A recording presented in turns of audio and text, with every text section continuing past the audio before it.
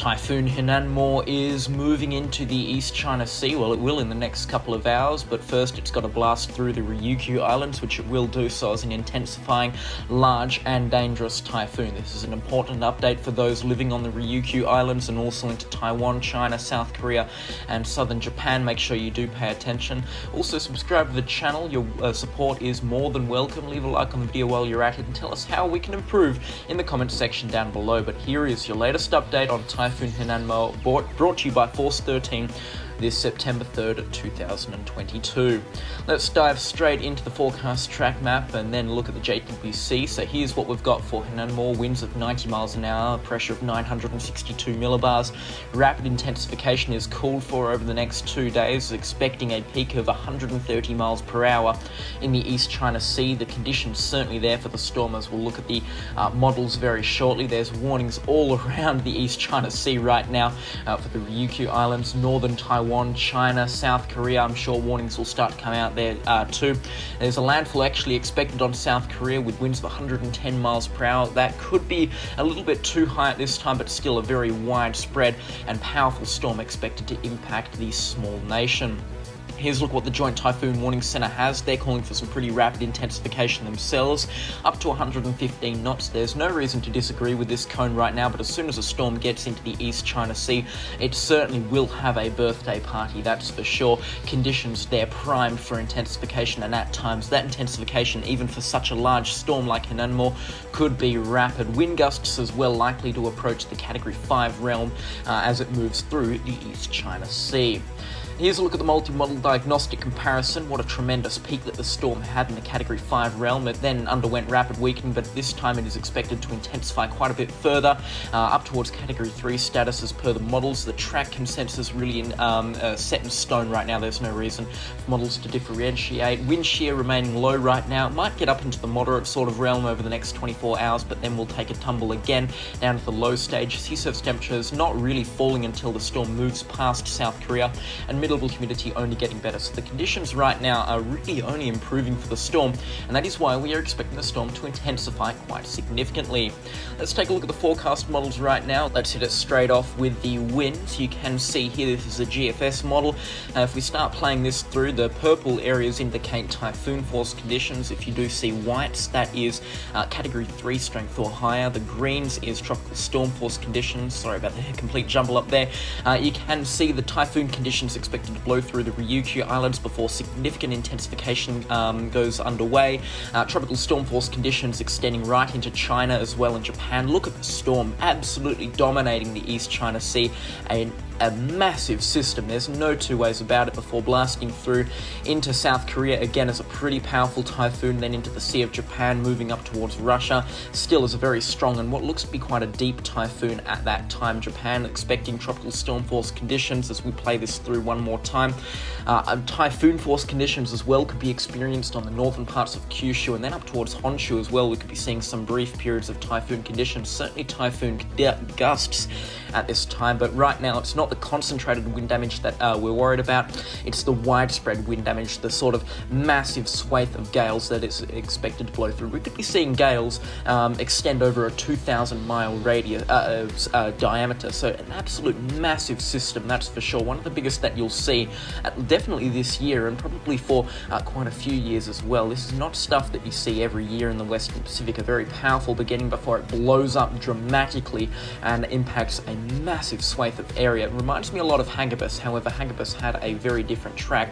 For fun, let's just play through the rest of the GFS run. You can see another powerful typhoon materializing north of the Mariana Islands. This storm as well, not particularly small, but dwarfed in comparison to Hinnamnor, becomes a pretty powerful typhoon as well, quite deep before shooting up past Japan and then moving right up into the deep subtropics. That was covered in the tropical weather bulletin as well, and we could be seeing some pretty strong conditions materialize for the Bering Sea there as well. So the Western Pacific certainly firing on all cylinders, but for now it just looks like the one extra system after Hinnamnor. Let's have a look at the accumulating precipitation. So significant rainfall totals are seen, as you start entering into the reds, that's 1 inch or higher, and then if you don't start to see blues and purples on your screen, that's when we're talking into the 10-inch realm. That's 250 millimeters or higher over the next 16 days. And you can see they become very apparent over the southern extent of the Ryukyu Islands. Up to 10 inches of rain could be seen over the next 48 hours there. Northern Taiwan as well could see some very significant rainfall totals. Playing the model run through as we start looking through to sort of a 3-day mark. South Korea, the northern parts of South Korea and into the southern parts of North Korea, massive rainfall totals there, up towards 20 inches. That's 500 millimeters. Some isolated totals could approach 750 millimeters there. Keep in mind as well, the GFS isn't the highest resolution model out there, so we could be seeing isolated totals even on the Ryukyu Islands in northern Taiwan, even into South Korea and Japan, approach 1,000 millimeters, so 40 inches of rain. That would create almost certain life-threatening flash flooding there, and definitely widespread flooding as well. But yeah, really the main story from this storm is the incredible rainfall totals that we're expecting.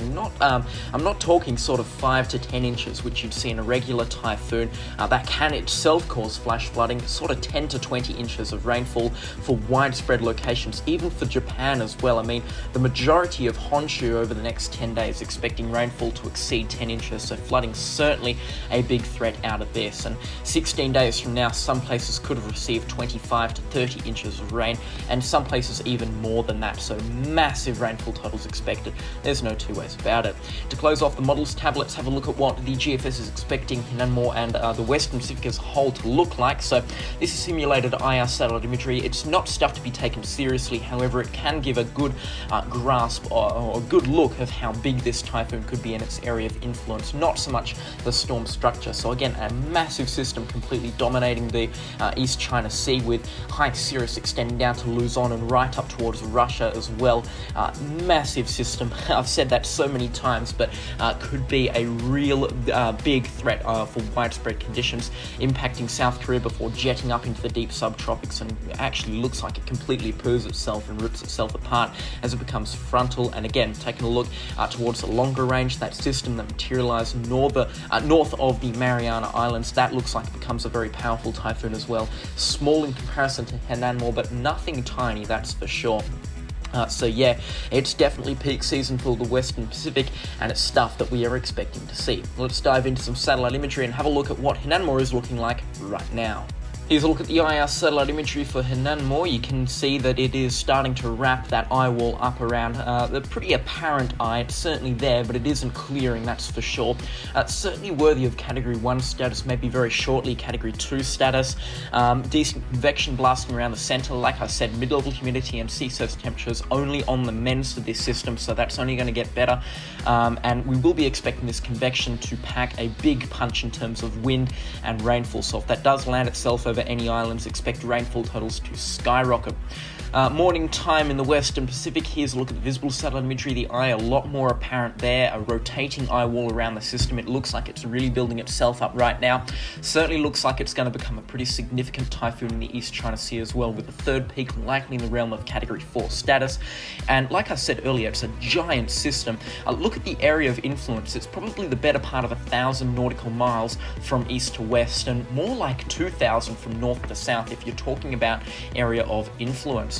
Water vapor satellite imagery with sea surface temperatures, isobars overlaid on top of it. Not much upwelling from the storm so far, but still sea surface temperatures 30 degrees Celsius and higher where the storm is right now. The further west it goes in the East China Sea, the worse the conditions of the storm will be. However, if it does manage to track over the center of the East China Sea, it's going to make do with the best conditions possible with the least amount of land interaction. And that's sort of what we're expecting right now. So yeah, more or less a worst case scenario. However, by the time it does get up to Korea, it will certainly be on a weakening trend. Or at least we certainly think so, and we certainly hope so. That is the latest update on Hinnamnor, brought to you by Force 13. There's going to be continuous live coverage on this system, more updates. Make sure you are subscribed to the channel. The Atlantic as well is firing on all cylinders, so if that's your sort of jig, we've just released a video on Hurricane Danielle, so make sure you give that one a watch as well. Tell me how it can improve in the comment section down below. Leave a like on the video. Click the join button as well to get access to some very exclusive perks. Let's let the outro play. I'll catch you on the next storm. Goodbye.